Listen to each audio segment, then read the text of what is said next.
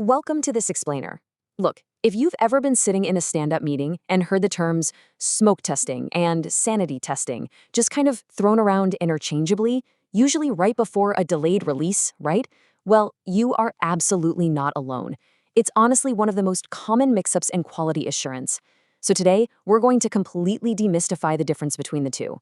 By the time we wrap up, you're going to have a rock-solid, crystal-clear mental model for your software development lifecycle. Let's get right into it. Here is our roadmap for today.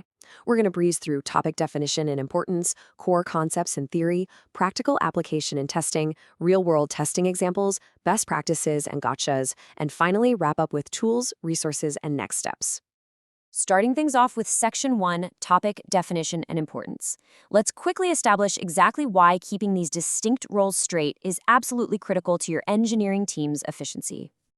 So, the root of the confusion is actually pretty simple. Both of these testing phases share a common trait. They're designed to be exceptionally fast, highly focused feedback loops. Because they're both so brief, often executing in literal minutes within a CI/CD pipeline, teams just naturally assume they serve the exact same purpose. But as you'll see, their end goals are vastly different. Which brings us to Section 2, Core Concepts and Theory. Let's lay down the actual theoretical definitions for both, starting with the smoke test. All right, smoke testing is strictly defined as a quick system viability check. Think of it like turning on a brand new device just to make sure it doesn't, literally catch fire. In a modern development pipeline, this basically means verifying the overall build isn't fundamentally broken before you go ahead and trigger those heavy, expensive, time-consuming automated test suites. It's your preliminary gatekeeper. Now, sanity testing? Totally different beast. This one is highly targeted. It's verifying that a specific bug fix or component works exactly as intended without breaking its immediate dependencies. You're absolutely not checking the whole system here.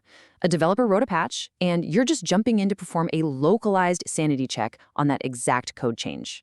I like to think of it this way. Broad viability is your smoke test. You're just making sure the entire house is structurally sound and the foundation hasn't cracked. But hyper-specific verification, that's your sanity test. You're just making sure the shiny new door handle you just installed actually turns. Moving right along to Section 3, Practical Application in Testing. Theory is great and all, but knowing exactly when to trigger these in your actual daily workflow is what really saves time. Here's the precise chronological sequence you need to know. Step 1. Super early in the cycle, you get a fresh build, and you run a smoke test for overall stability. Okay, Step 2. A bug fix is applied to the codebase. And Step 3, boom, you immediately run your sanity test on that targeted patch. You do this right before initiating massive regression testing. Why?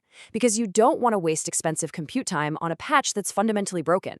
Up next, Section 4, Real-World Testing Examples. Let's ground this timeline with some actual numerical scope to really make it click. When you execute a real-world smoke test, it is incredibly broad. We're usually talking about just 5 to 10 high-level tests. Can the user log in?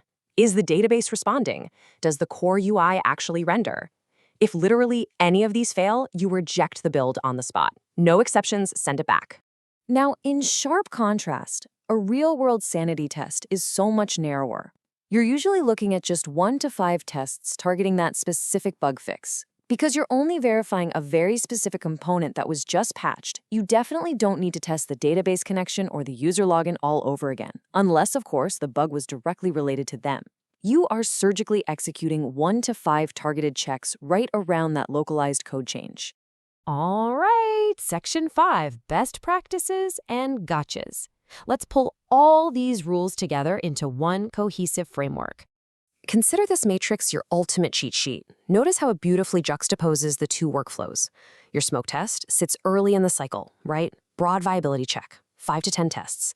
Meanwhile, your sanity test sits securely post-fix but pre-regression, using 1 to 5 highly focused checks for specific verification. Seriously, just keep this dynamic in mind, and I promise your pipelines will run significantly faster. Finally, Section 6, Tools, Resources, and Next Steps. How do we actually implement this strategy in your own software builds starting today?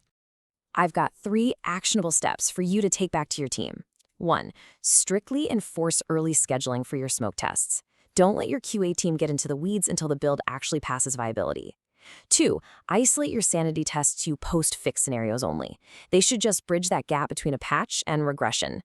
And 3, heavily police your test counts. Do not let scope creep bloat these suites. Keep them quick and absolutely focused. So I'll leave you with this final thought. Take a hard look at your current QA pipelines tomorrow. Are you running sanity tests when you really should be running smoke tests?